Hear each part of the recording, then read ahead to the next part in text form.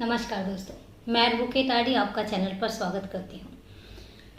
दोस्तों, आज हम जिस केस की बात करने जा रहे हैं उस केस ने 2014 में सिर्फ एक राज्य को नहीं पूरे भारत को दहला दिया था। जिसने भी उस समय उस न्यूज़ को सुना तो रोंगटे खड़े हो गए। इतनी निर्दयता हुई थी उस केस में। क्या है ये केस? हम सीधा केस पर ही बात करेंगे आज, और कोई बात नहीं होगी। उसका रीज़न ये है कि जब मैंने भी इसको स्टडी किया केस को, तो सच बताऊं, दिल ही नहीं किया कि कोई और बात की जाए।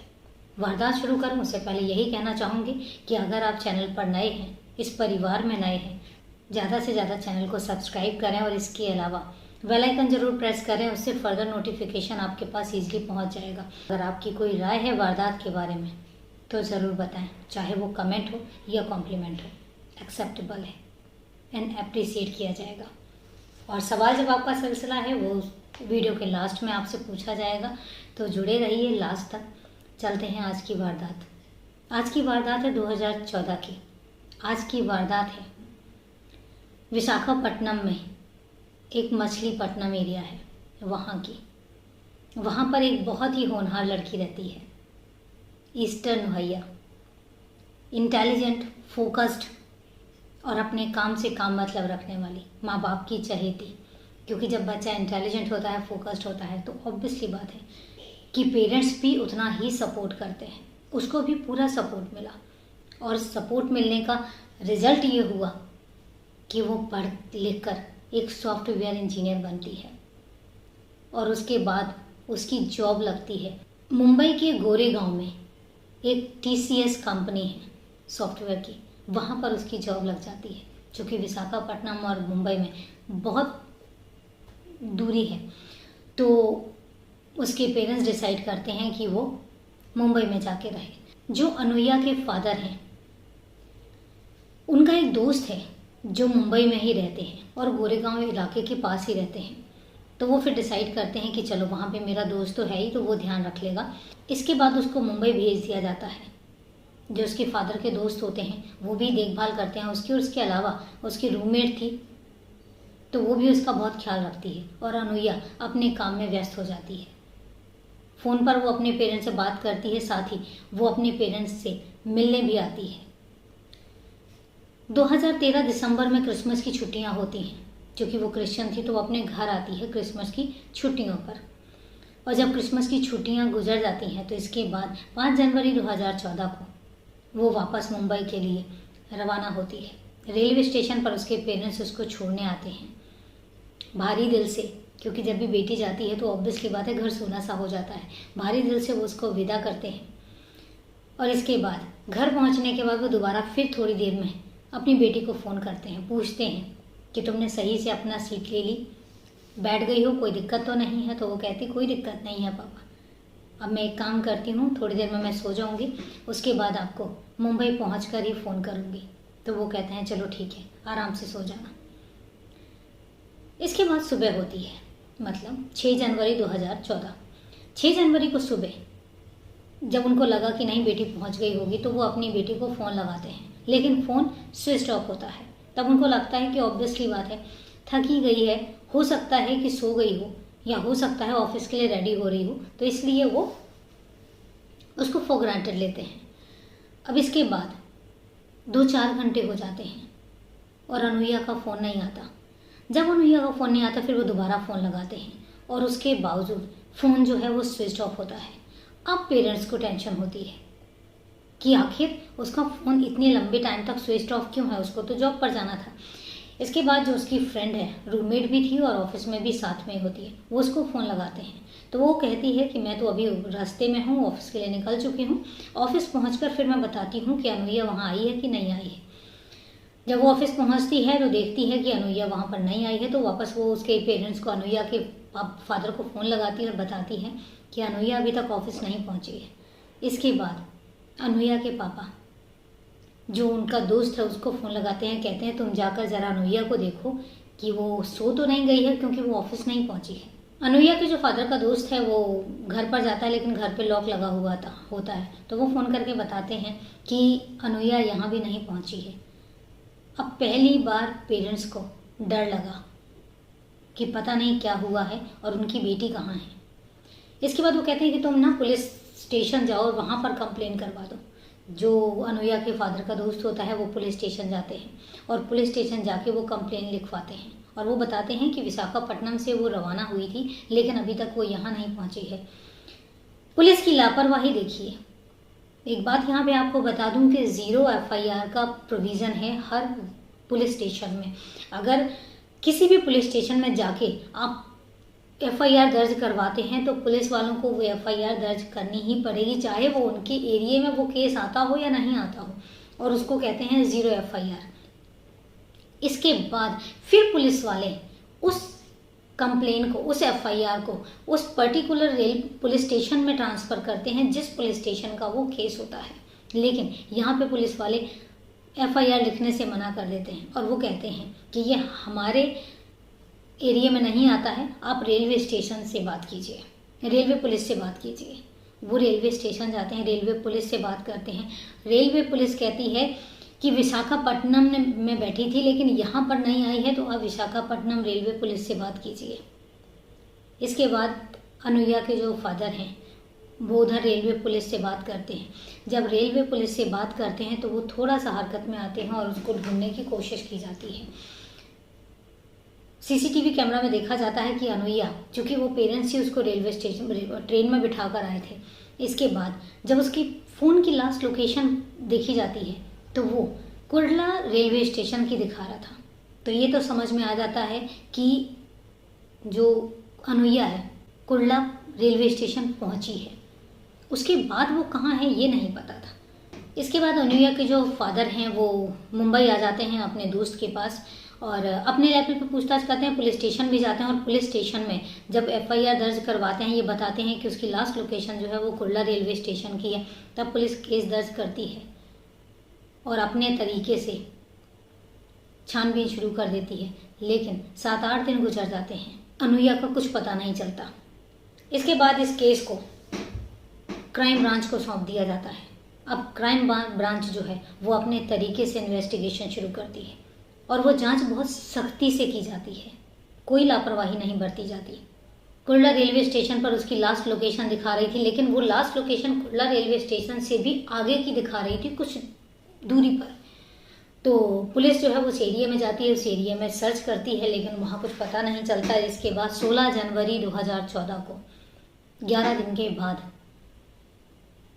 एक अनजान नंबर से कॉल आता है पुलिस को और वो बताते हैं कि भांडुप एक एरिया है, वहाँ पर ईस्टर्न एक्सप्रेस हाईवे है, उसके पास एक आधी जली हुई एक डेड बॉडी पड़ी हुई है लड़की की। इतना सुनते हैं कि पुलिस वाले जो क्राइम ब्रांच है वो अनुया के फादर को लेकर मौका वारदात पर पहुंचती है। जब वहाँ पे पहुंचती है तो अनुया के फादर की चीख निकल जाती है क्योंकि सामने कोई और नहीं होता, उनकी बेटी होती है जो आंशिक तौर पे जली हुई होती है।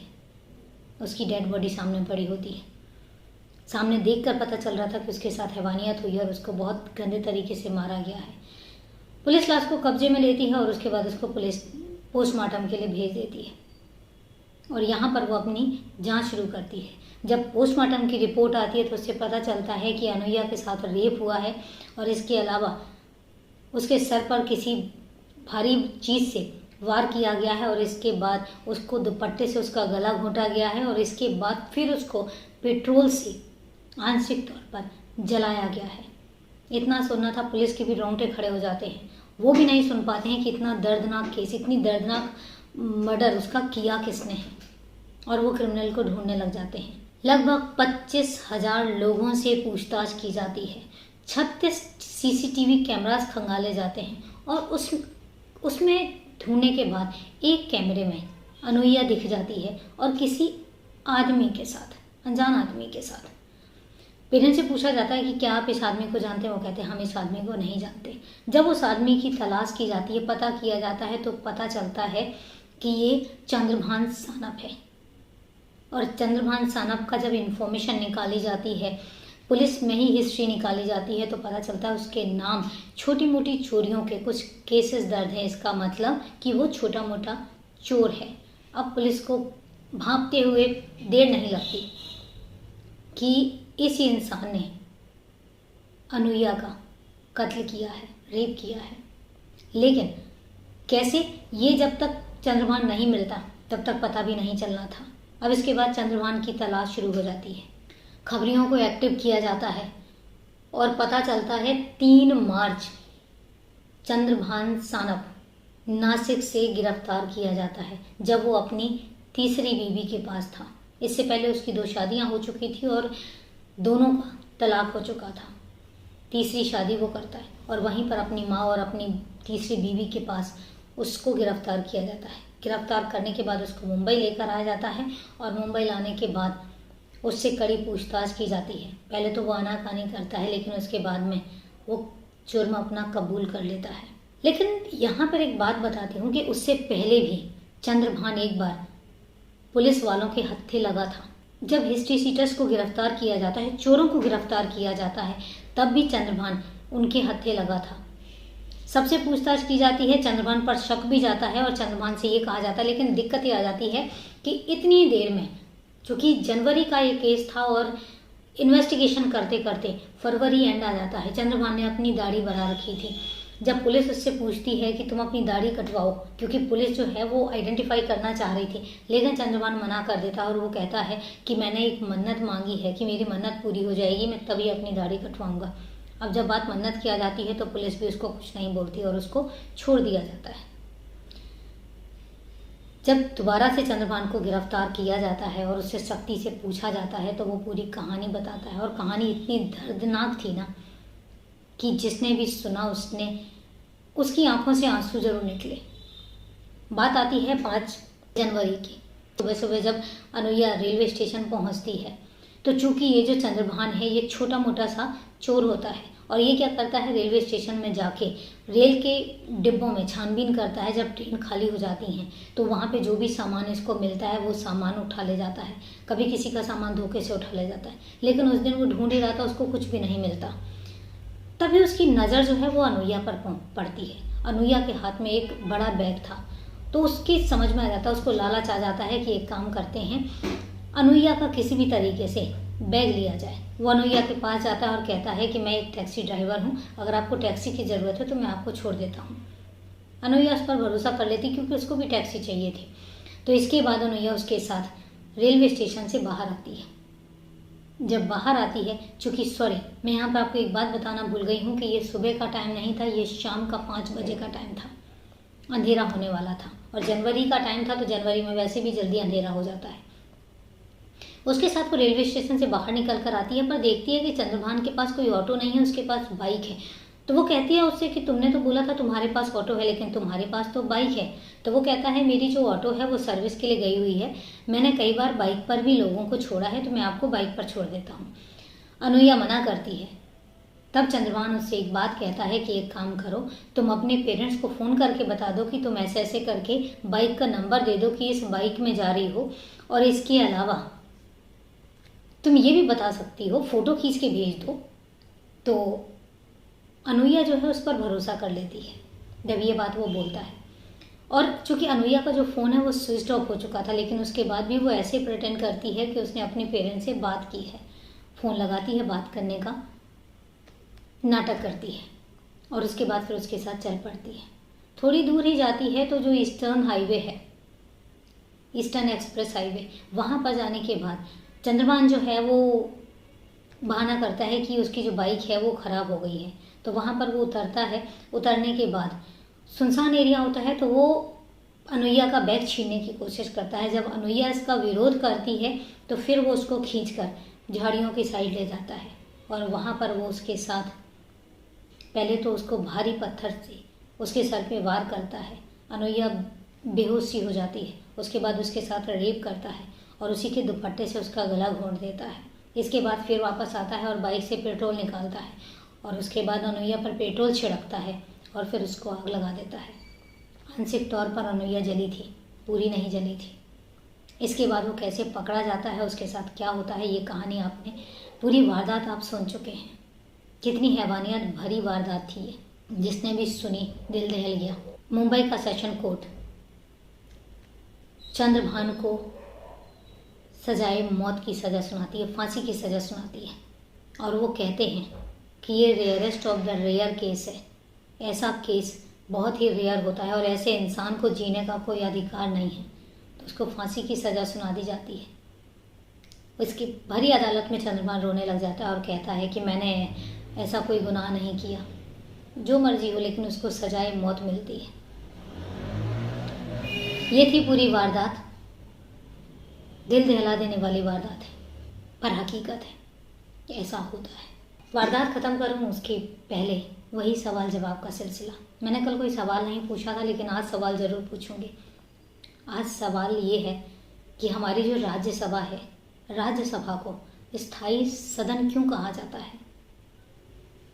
जवाब आप कमेंट बॉक्स में सेंड कर सकते हैं। सोमवार को मिलते हैं एक नई वारदात के साथ। तब तक के लिए नमस्कार, जय हिंद।